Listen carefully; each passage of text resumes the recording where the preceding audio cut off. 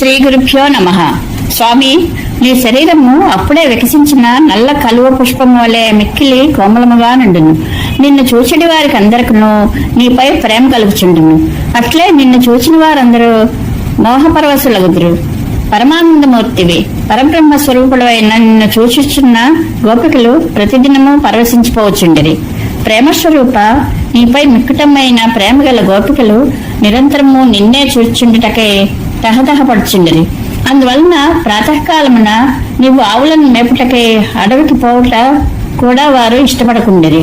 స్వామి, నీవు గోకులమున ఉన్నంతసేపు గోపికలు నిన్ను తాదాత్మ్యంతో చూచుండిరి. నీవు పశువులను మేపుటకై అడవికి పోయినప్పుడు వారి చూపులు మనస్సులు నీయందే లగ్నమై ఉండేవి. పైగా వారు నీవు పోయిన త్రోవనే చూచుండిరి. నీ మురళీధ్వని దూరం నుండి వినిపించినను నీ లీలలను ముచ్చరించుకుంటూ చాలా సంతోషంతో మురిసిపోవచ్చుండిరి.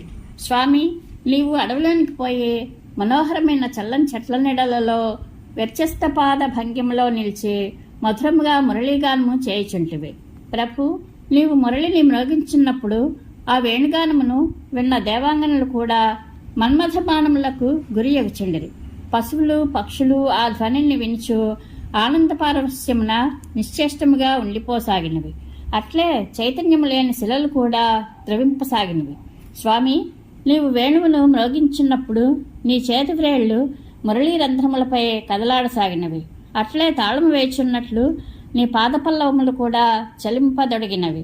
అట్టి నీ మధురాకృతిని గోపికలు నీ పరోక్షమున భావించుకొని మోహపరవశులగుచుండిరి.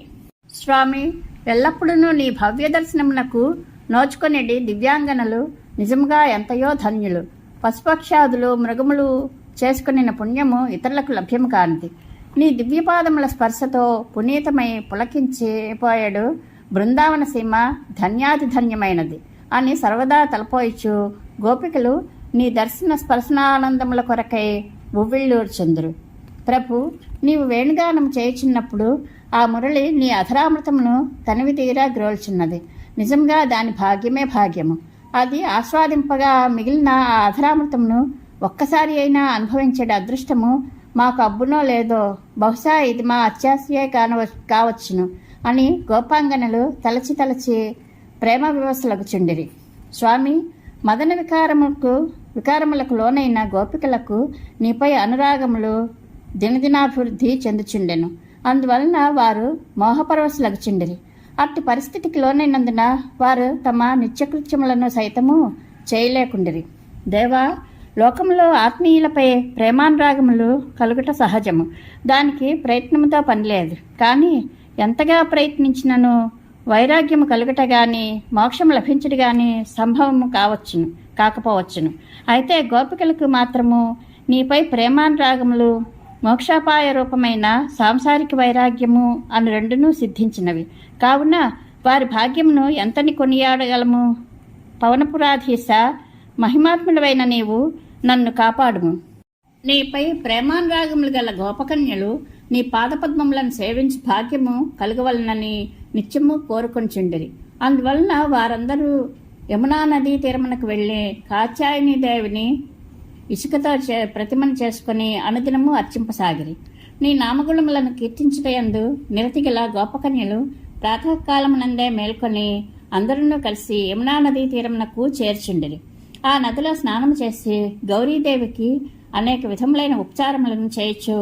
నందకుమారుడే మాకు భర్త అగునట్లు అనుగ్రహింపము అంచు పూజించుండిరి. ఈ విధముగా గోపకన్యలు ఒక నెల ఎంతయు నిన్నే కోరి కాత్యాయని దేవిని పూజించుచూ వచ్చిరి. అందువలన దయార్ద్రహృదయుడవైన నీవు వారిని అనుగ్రహింపదలిచి యమునా నదీ తీరమునకు వచ్చితివి. ఈ విధముగా ఆ గోపకన్యలు చేయు వ్రతదీక్ష పూర్తి అయినది. దీక్షాంత స్నానము చేయవలనని వారు తమ తమ వస్త్రములను గట్టును పెట్టి యమునా నదిలో స్నానము చేయొచ్చు విహరించుండిరి. అప్పుడు వారికి ఎదురుగా నీవు కనిపించడిచే మిగుల సిగ్గుపడిరి. గోపకన్యలు నిన్ను చూచి సిగ్గుచే తల వంచుకొని నదిలో ఉండిపోయారు. అప్పుడు నీవు తీరముననున్న వారి వస్త్రములనన్నింటినీ తీసుకొని ఆ సమీపముననున్న చెట్టుపైకి ఎక్కితివి. గోపకన్యలారా, ఇచ్చటికి వచ్చి మీ వస్త్రములను తీసుకుని పొండు అని విలాసముగా నీవు చిరునవ్వుతో పలుకగా ఆ గోపికలు ఏమి చేయుటకును తోచక అయోమయ స్థితికి లోనైరి. కృష్ణ, నీవు చిరకాలము వర్ధిల్లుము. నీ యొక్క పాదదాశీలమైన మమ్మలను నీవు ఎందులకు ఇబ్బంది పెట్టదవు? అంబుజాక్షణ, మా వస్త్రములను మాకిమ్ము అని గోపకన్యలు వేడుకొనగా నీవు చిరునవ్వు నవ్వే ఊరకుంటివి. ఆ గోపకన్యలు నీవు చెప్పినట్లు నదీ తీరమునకు వచ్చి అంజలి ఘటించిరి. అప్పుడు వారు పరిశుద్ధులై నిన్నే ఆశ్రయించున్నట్లు భావించి వారి వస్త్రములను వారికిచ్చితివి. పిదప నీవు వారిని అనుగ్రహించుచు సంతోషంతో ఇట్లు మాట్లాడుతివి. గోపకన్యలారా, మీ మనస్సులలో ఉన్న కోరిక నాకు తెలిసింది.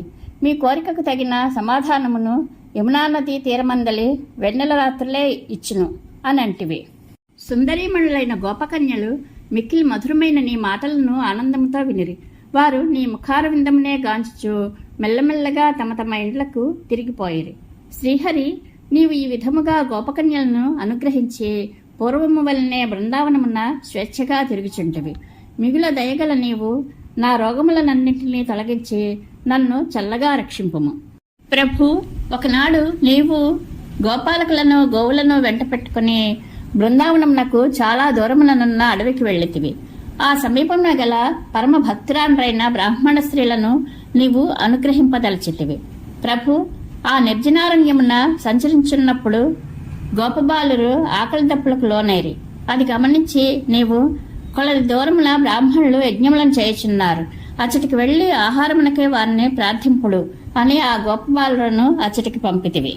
నీ మిత్రులైన గోపబాలకులు యజ్ఞ నిర్వహణ తత్పరులైన బ్రాహ్మణోత్తముల దగ్గరకు వెళ్లి తమను శ్రీకృష్ణుడు పంపినాడని చెప్పి అన్నము పెట్టుమని యాచించిరి. కాని శ్రౌత కార్యములయందు మునిగి ఉన్న బ్రాహ్మణోత్తములు వారి మాటలను విననట్లు ఊరకుండిరి. బ్రాహ్మణులు తమను ఆదరింపకుండుట వలన గోపాల బాలకులు చాలా ఖిన్నులైరి. అభక్తులైన భక్తి లేని వారు ఉపవాసం చేయొచ్చు ఆహారమును స్వీకరింపక ఉన్నవారు ఆ బ్రాహ్మణులు నీకు భక్తము ఆహారం ఎట్లు పెట్టుదురు? గోపాల బాలకులారా, మీరు ఆ బ్రాహ్మణుల పత్నుల దగ్గరికి పోయి నేను శ్రీకృష్ణుడు అన్నము అడిగినట్లు తెలుపుడు. దయగల ఆ బ్రాహ్మణ స్త్రీలు తప్పక మీకు అన్నం పెట్టుదురు అని చిరునవ్వుతో పలికితివి. వారట్లే ద్విజసతుల దగ్గరకు వెళ్లి అన్నమునడిగిరి.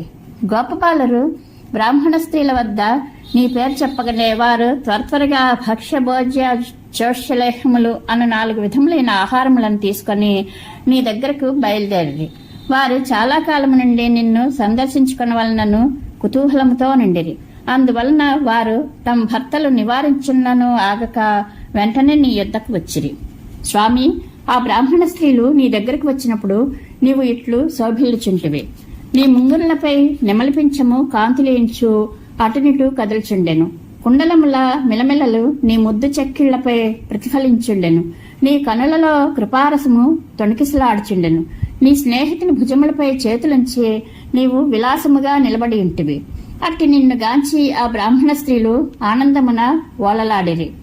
ఆ సమయమున ఒక బ్రాహ్మణ స్త్రీ భక్తిభావమున నీ దగ్గరకు వచ్చుటకు బయలుదేరగా ఆమె భర్త ఆమె చేయి పట్టుకుని ఆపెను. అంతటా ఆమె నిన్నే మనస్సును భావించుకొనుచు అసువులు వీడి ముక్తిని పొందెను. ఆ బ్రాహ్మణ స్త్రీ ఎంత పుణ్యాత్మురాలో గదా! ప్రభు, ఆ బ్రాహ్మణ స్త్రీలు నిండు భక్తితో సమర్పించిన ఆహార పదార్థములను నీవు తనివిదీరా ఆరగించే వారిని అనుగ్రహించితివి. నీ సాన్నిధ్యము కోరే వారు తమ ఇండ్లు వాకిళ్లను వేడి నీ వద్దనే ఉండిపోదలచిరి. కాని విద్యుక్తముగా యజ్ఞకార్యములు పూర్తి జగుటకై నీవు వారిని తిరిగి యజ్ఞవాటికలకు పంపితివి. వారి భర్తలను తమ సతులయందు ఎట్టి దోషము లేదని తలంచి వారిని మిగులా ఆదరించిరి. వారు భౌతికముగా యజ్ఞవాటికలకు చేరినను వారి మనస్సులు మాత్రము నీ పాదములయందే నిలిచియుండెను. దేవా, ఆ బ్రాహ్మణులు తమ భార్యల యొక్క అనన్య భక్తిని గ్రహించిన పిమ్మట వారిలో వివేకము ఉదయించెను. అంతటా వారు తమ భార్యల ఎడ తామొనర్చిన తప్పును తెలుసుకునిరి. పిమ్మట ఆ ద్విజులు పరమాత్మవైన నిన్ను పరిపరి విధములా ప్రస్తుతించిరి. మరుత్పురాధీశ, నా రోగములనన్నింటినీ నిర్మూలింపుము. ఇది వేణుగానము, గోపికా వస్త్రాపహరణము, ద్విజపత్నులను అనుగ్రహించుట సమాప్తము. శ్రీకృష్ణానుగ్రహ ప్రాప్తిరస్తు. శుభం భూయాత్.